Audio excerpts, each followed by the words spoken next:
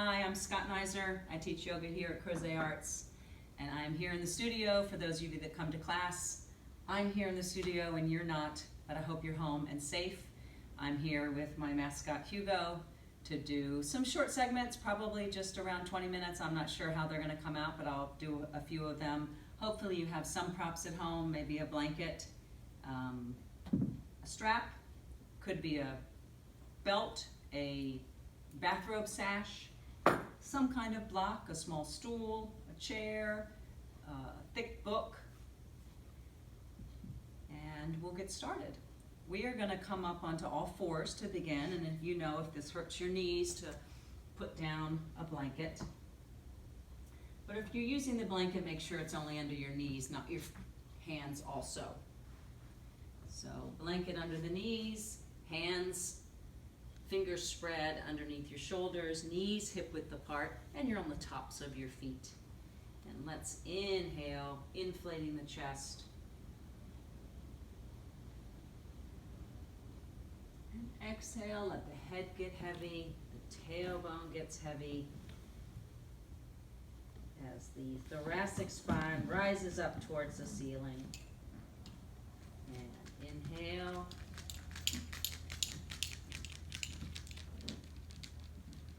And exhale.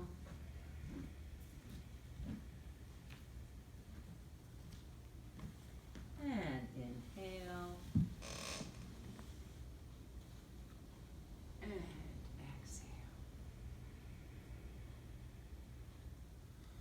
Come back to a neutral back, and we're going to do what we call dog wag. So if you look over your left shoulder, your left hip and your left shoulder get closer together. So now I'm really getting a nice long stretch on my right side.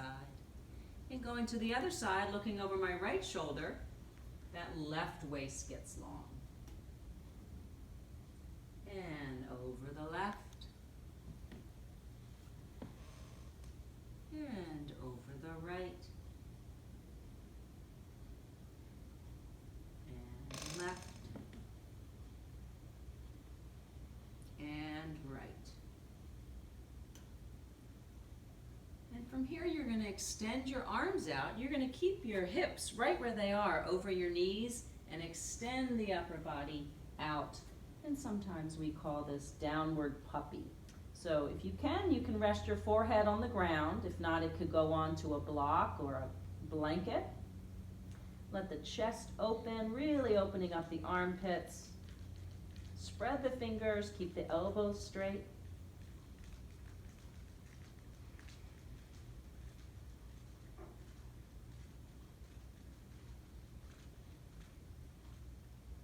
And from here you're going to use resistance as you sink those hips back onto your heels for child's pose. Dragging the hands, keeping the elbows straight, sinking back into child's pose.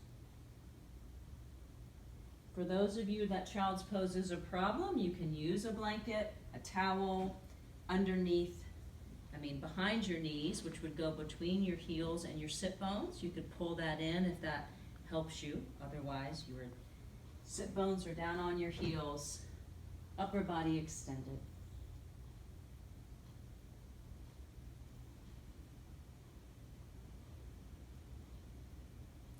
From here, let's walk the body over to the right. Again, keeping the arms straight, a little more lengthening on the left side.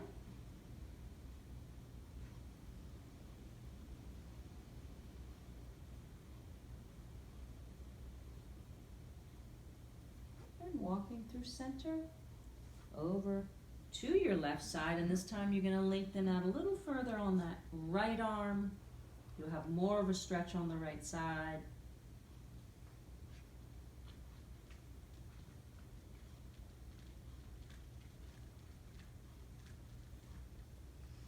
And back to center. And let's come back up to all fours, and we're going to do thread the needle. So I've separated my feet and back up on all fours, lifting the right hand. You're going to thread it right behind the left wrist, straight out until you go all the way down to that right shoulder. and your head may rest on the floor. So big stretch on your right side, and just nice, steady breathing.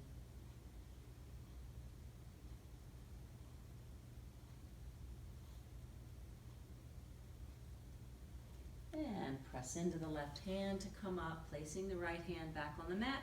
Lift the left, thread it right behind that right wrist, straight on out.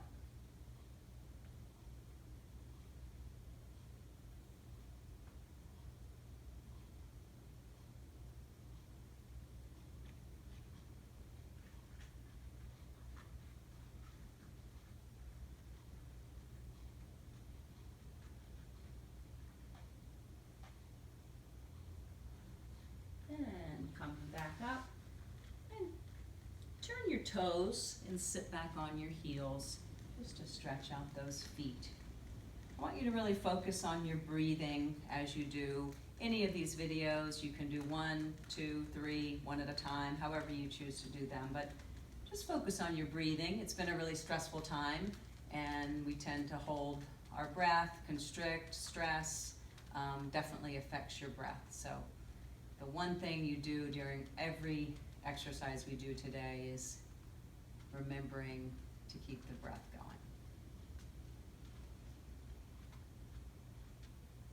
All right, we're going to do plank, and you have two choices. You can do plank with a straight arm, like this. I'm going to move my blanket because you can't have your feet on the blanket to do plank.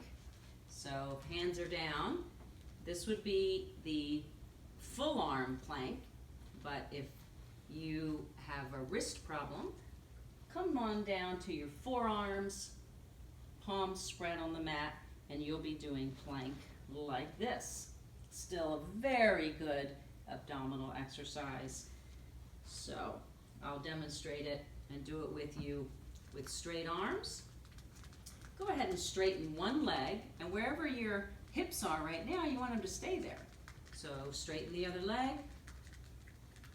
Don't sink into your arms. You want to lift up out of the arms.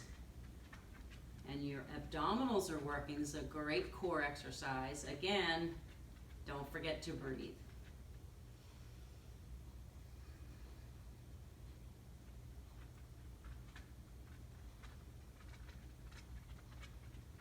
And just bring a knee down to rest. And to do it the second time, alternate the leg that you straightened first. So if you straighten this leg first, do the other one. So leg straightens, hips stay right where they are, straighten the other leg.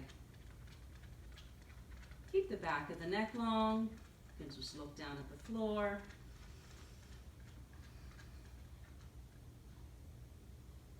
And coming down. All right. And we're going to come down onto our bellies. So if you would like to put a blanket down, have it just under your torso and not your arms.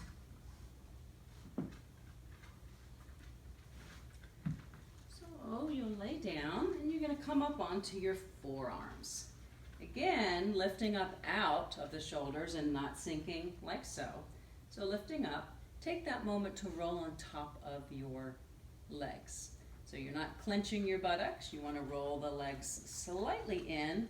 Should give you a nice spread of the lower back. We want to keep our back pain free.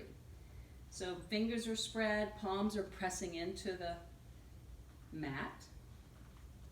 And we're going to have the head drop. So just stretching out the back of the neck. Our heads are really heavy. You don't need to press it. Just release, let it hang.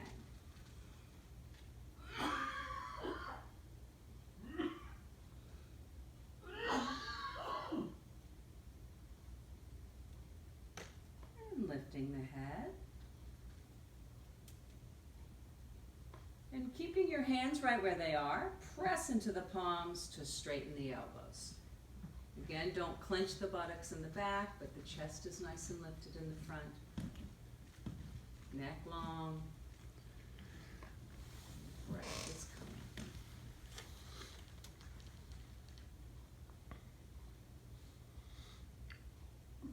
Come on back down down to your forearms. We'll do it a second time. If you would like more of a stretch, you can slide your hands a little closer. If you'd like less of a stretch, your hands can go further away, or you can stay right where they were. Again, press into the palms, straighten the elbows. Don't grip in the buttocks. Inflate the chest in the front and neck nice and long.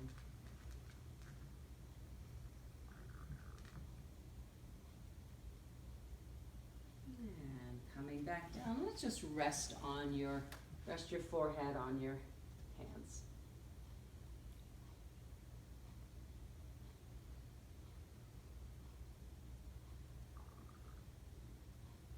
Next, we're going to do Locust or Shavasana. So you'll bring your hands down beside you. Thumbs are pointed towards the ground. And you're going to reach back with the arms, which will lift your chest. And you're going to lift your legs straight up. Again, keeping the legs slightly turned almost in to keep this area of your back nice and spread. So you're going to reach back with the arms, lift the chest, and legs reach up. It's wonderful for your back muscles. Need to keep our back muscles strong. And release and just take a breath with your forehead on the mat.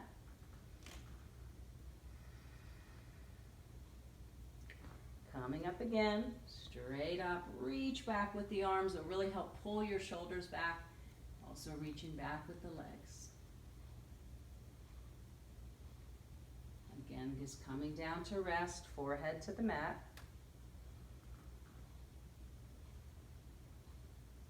And if any point you've had enough, you can stick with your 2, but if you'd like to do 3, here we go. Third one up.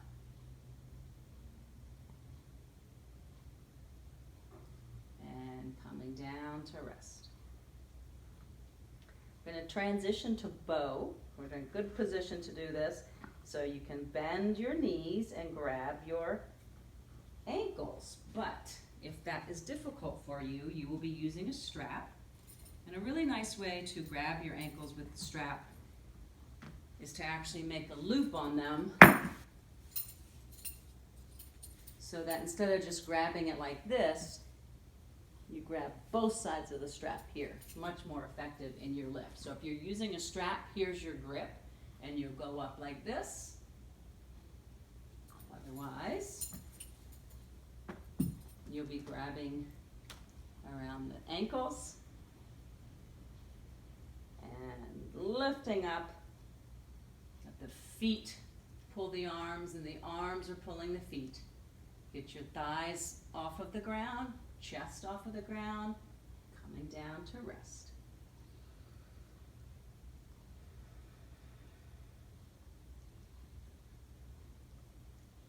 And we'll do a second one. And up.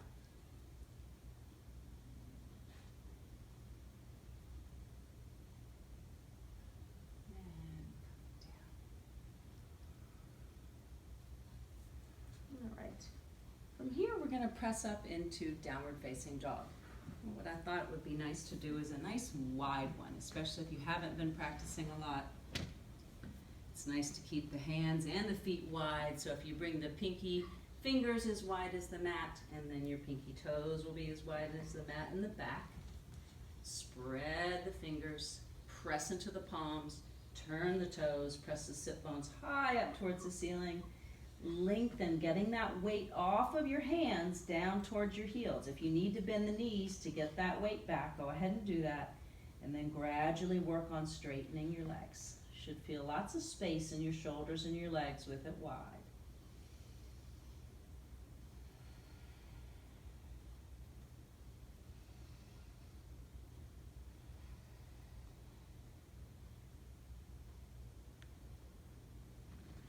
And come back to your knees, feet together, sit back on your heels, and rest in a really soft child's pose.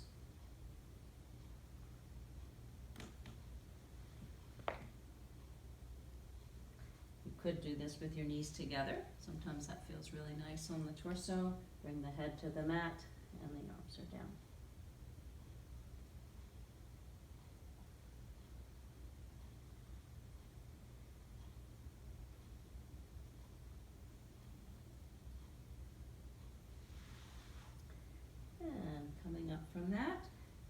do our abdominal work, which is Navasana or boat pose.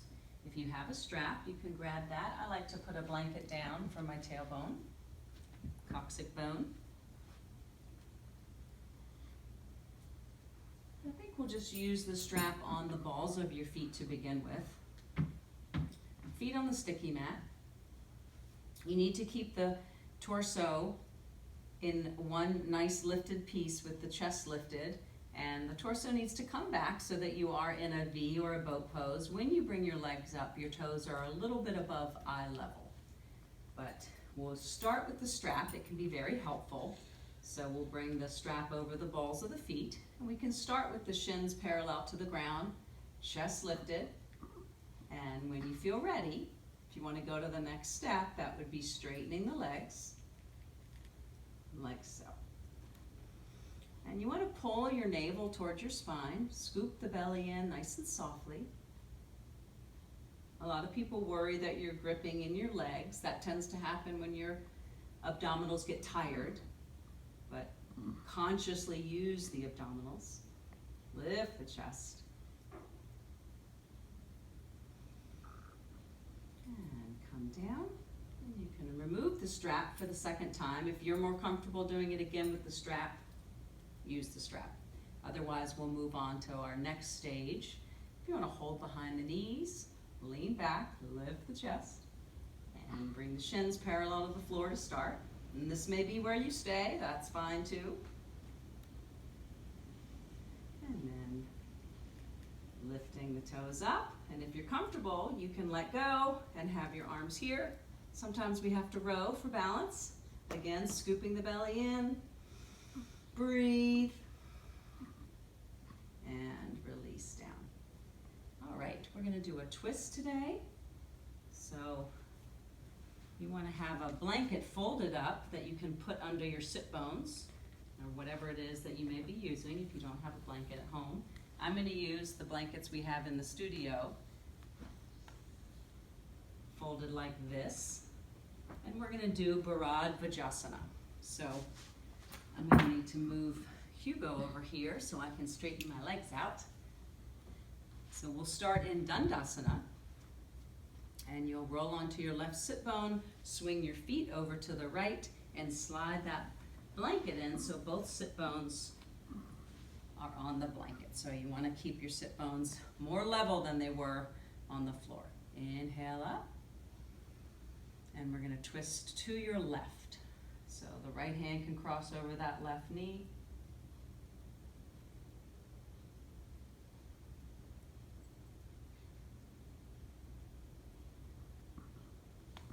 Keep the crown of your head over your tailbone. And release back to the front. We'll swing the legs back out to Dandasana. And we're going to switch sides. So blanket over here. Roll onto your right sit bone, swing the legs over to the left, and slide your blanket in so that you can put it under your sit bones. Sometimes you need to be a little heavy on that other sit bone. Be level. Inhale up. Exhale to the right. Every time you inhale, lift a little taller. As you exhale, maybe you twist a little bit more.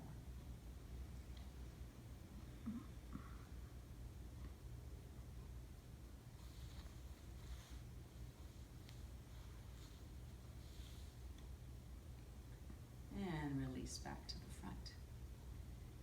You can swing the legs back to Dandasana. Remove the blanket and get yourself set up for Shavasana. Lay a blanket down.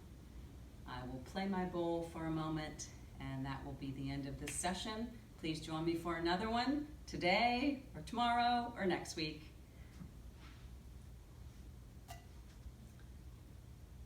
If you have an eye pillow, feel free to put that on.